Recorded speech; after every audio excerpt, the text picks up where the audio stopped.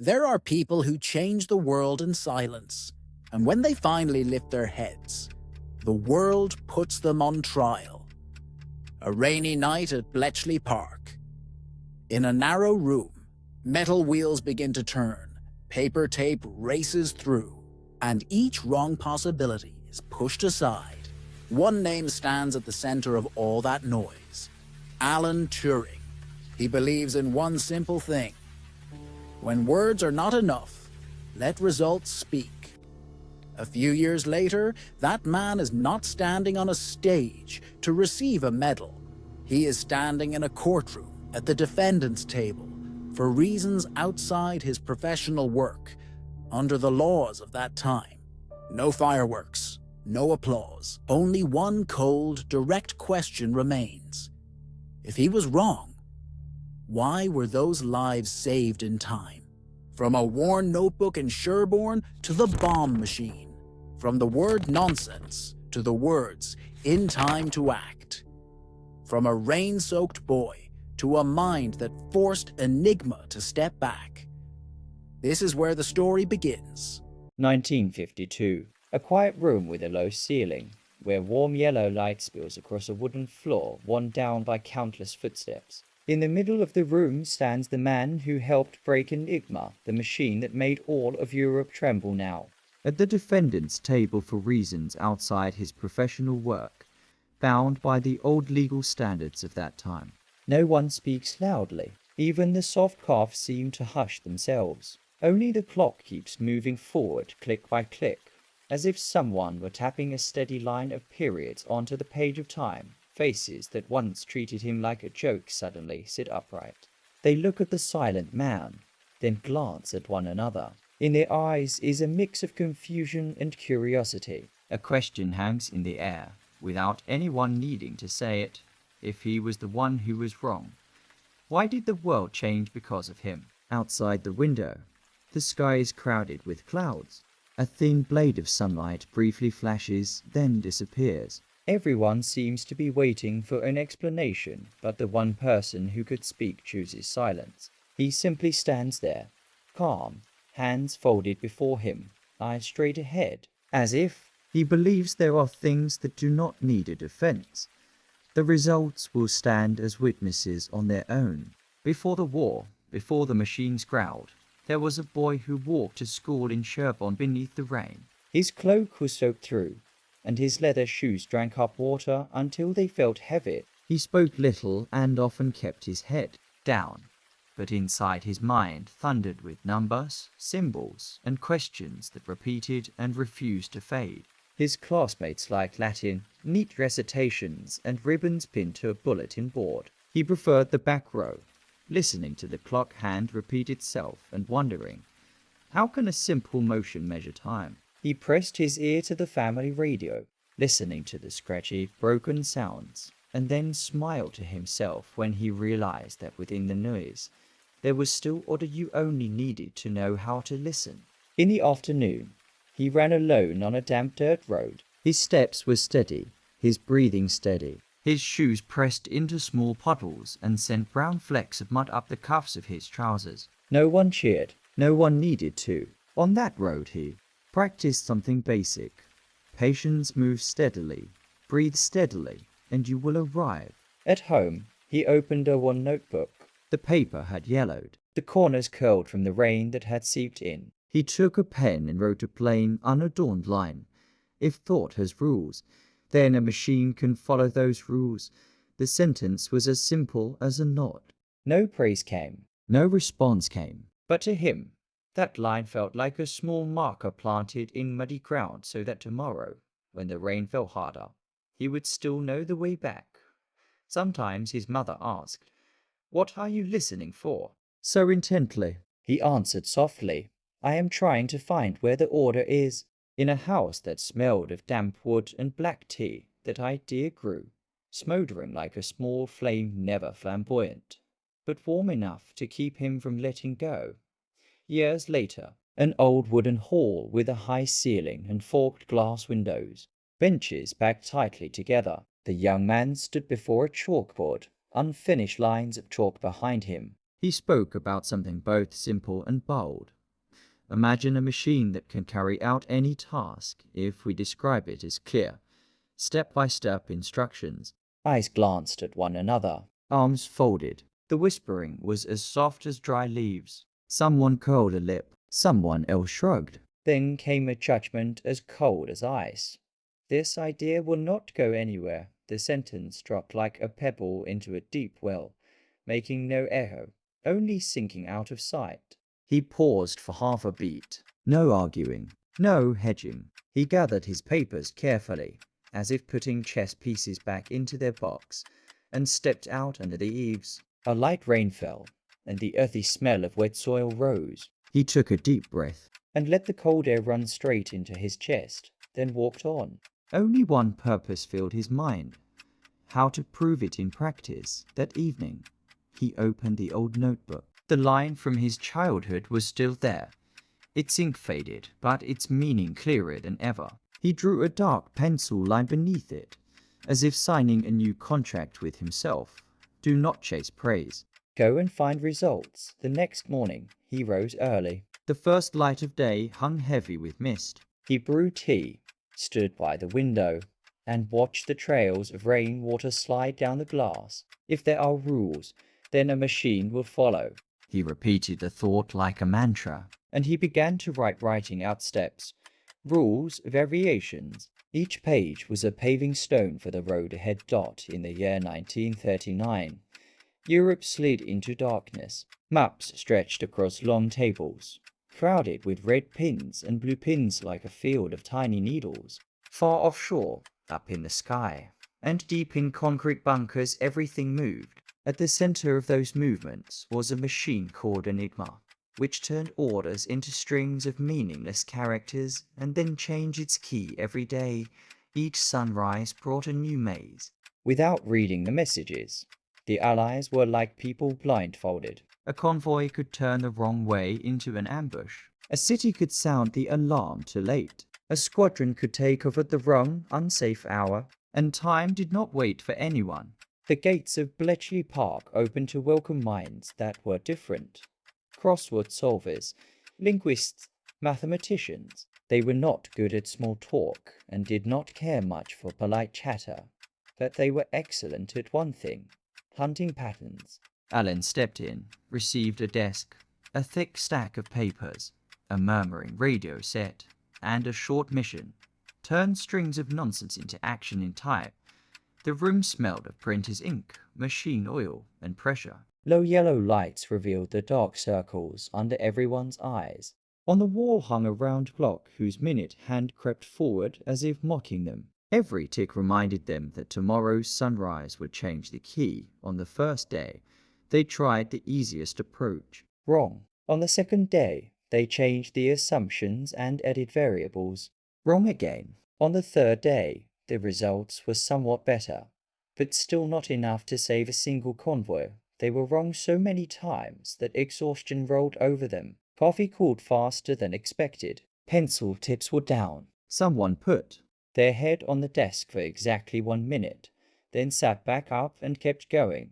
Outside, the sky was grey. Inside, paper stacked up like white mountain ranges. Every so often, someone pulled a sheet from a pile, drew a single hard line, and sighed. Then, from small details, a spark appeared. People, no matter how disciplined, still have habits. Enigma operators sometimes repeated familiar phrases, a commonly used greeting, or the same structure. The machine could change its key every day, but habits were hard to change. The gap was there. Alan spoke softly and clearly. Do not try to guess everything. Gather what you can rely on. The repeated points. The room went quiet for a moment. Everyone looked at the chalkboard, where 4 words had appeared. Repeated points, greeting ritual. No one cheered. No one needed to. Everyone understood they had just found the real thread. He divided the shifts. The morning shift would sweep for habits. The afternoon shift would verify. The night shift would test variations. On the wall, the clock was set with precision to the second. Each time the minute hand moved, someone lifted their head, as if hearing an invisible soldier urge them, hurry up. Night fell faster than usual. In the cramped room, the sounds of machines and pencils on paper braided together into a dry but relentless music. No one complained. No one claimed credit. They simply worked, as if they had already made an appointment with tomorrow's sunrise. We will be on time. The next morning, a new line appeared on the blackboard, as crisp as a command. Let the machine test very quickly, eliminate very quickly, and keep what remains. There were no complicated diagrams and no tangled terminology. It was just a straight sentence, firm enough to hold on to and short enough to remember. Alan pointed to the corner of the room, where a metal frame stood like the skeleton of a creature not yet named. Gears meshed with one another, cables draped over posts, and switches shone with a thin sheen of oil. "We do not need to be geniuses who guess," he said, voice low and steady. "We need a tool that is durable, one that can test more than a person can, faster than a person can, and discard what is wrong without hesitation." Someone frowned and whispered, "It will be expensive.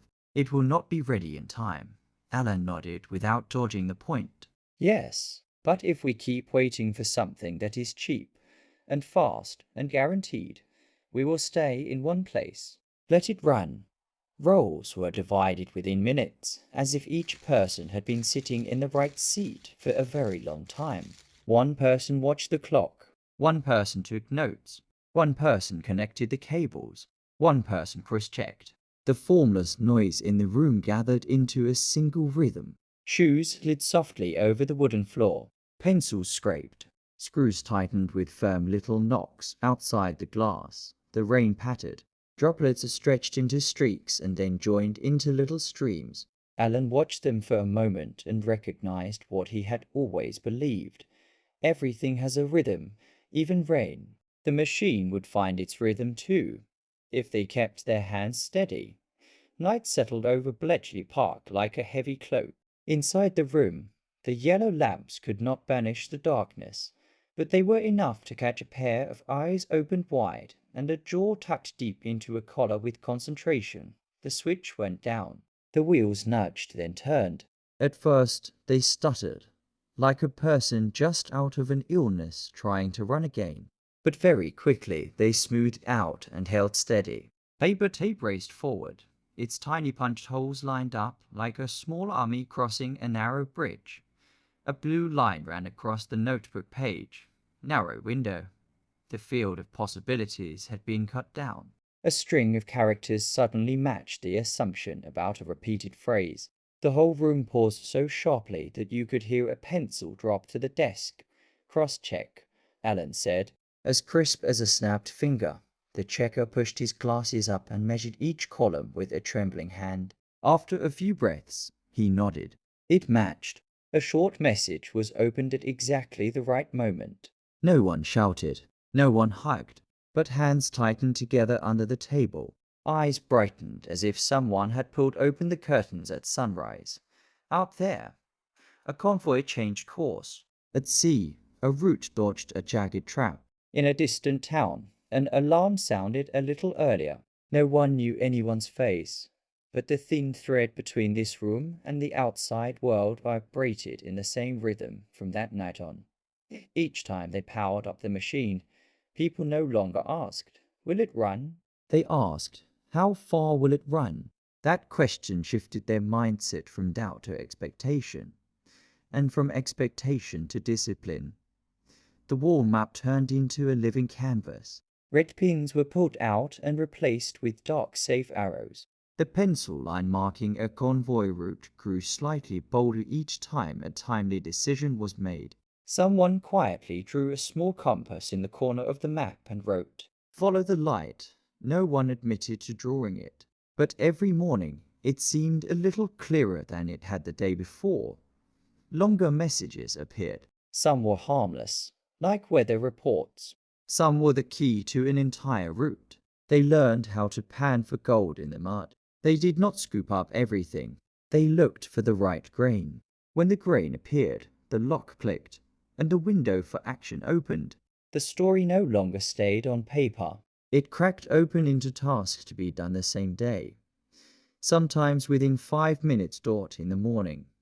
The machine minder checked the cables, added oil, and listened for any odd change in the humming sound. At noon, the cross-check team switched shifts, eyes red but hands steady. In the afternoon, the note-taker stacked logbooks into a wall, sliding in paper markers with pins. In the evening, the speed lead adjusted tiny tolerances at the shaft. A quarter turn could make a difference at night. Someone might doze for 5 minutes with a head on a sleeve, then snap awake as if called by name. In the notebook, arrows, boxes, and hash marks filled the pages. Outsiders would see a maze. Insiders would see a way out. On the wall, the clock did not know how to be tired. It did one job. It reminded them that sunrise would change the key. A few weeks passed, and the machine was no longer an experiment. It felt like the heartbeat of the room. When it beat evenly, everything lived. When it skipped, everyone knew at once. Every sunrise became a new race. The original field of possibilities was as wide as an empty plane. After round upon round of test fast and eliminate fast, it narrowed into a footpath just wide enough for people to move forward. A long message was opened at exactly the right time. On the map, a cluster of red pins vanished. Out at sea, a supply convoy crossed a dark stretch of water without meeting the teeth of danger. In a city far away, sirens wailed early enough for people to get to the shelters. The words "too late" appeared less and less. The phrase "in time to act" filled the gap in reports. They did not win every time, but the rate of being in time rose clearly. People looked at one another and smiled very quietly, as if they were afraid to startle a fragile animal called good fortune. But they knew this was more than luck. This was labor and rules. Just now, if we had been 5 minutes slow, yes, but we were not slow. Tomorrow they will change the key again. Then tomorrow we will switch the machine on again. A colleague paused at the metal frame and rubbed a warm hinge. He turned to Alan, half joking and half serious. The thing they called childish the other day seems to have saved lives. Alan smiled. No reply was necessary. The silence of the former skeptic spoke for itself. He tore a slip of paper, wrote 3 words. Keep it running, and stuck it next to the switch where every hand would touch before starting a new day. That night, before leaving the room, Alan stood still for an extra minute. He laid his palm on the frame and felt the warmth that remained, as if patting the shoulder of a friend who had just finished a long run. Under the eaves the rain had stopped. The courtyard speckled with light, shimmering like the surface of a river after the wind dies. Tomorrow they would run again. Victory arrived, but it could not be told. To keep the advantage, they had to stay silent. Sometimes, so the enemy would not become suspicious. A message had to be opened a few minutes late, so it would not reveal that the maze had already cracked. That decision felt as heavy as a stone hidden inside a coat. But they understood that guarding a secret today and guarding many lives tomorrow, night after night. Yellow lamps, white paper, black ink, the steady hum of the machine like distant rain. Everyone aged faster than their years. More hair fell out, eyes were redder, backs ached more. Someone wrote a letter home that said, "I am well. I am working." Then the pen stopped, because the most important things could not be said yet. Alan, the man who laid his hand on the switch first, had become used to finding a path and then putting that path away in a drawer at once. "We win by keeping quiet," he said. In that room, no one objected. They knew that in some places, shouting is a victory. Here, silence is the victory. Then 1952 arrived. There was no siren. There was only a thin sheet of paper placed on a desk. Alan's private life was brought into court under the laws of that time. Rules from the past and outside his professional work. A different kind of storm broke. His health declined. Friends stood beside him, searching for words that would not make things worse. Someone simply gripped his hand, as if that could say everything that needed to be said. Outside, life went on. Children kicked a ball on the grass.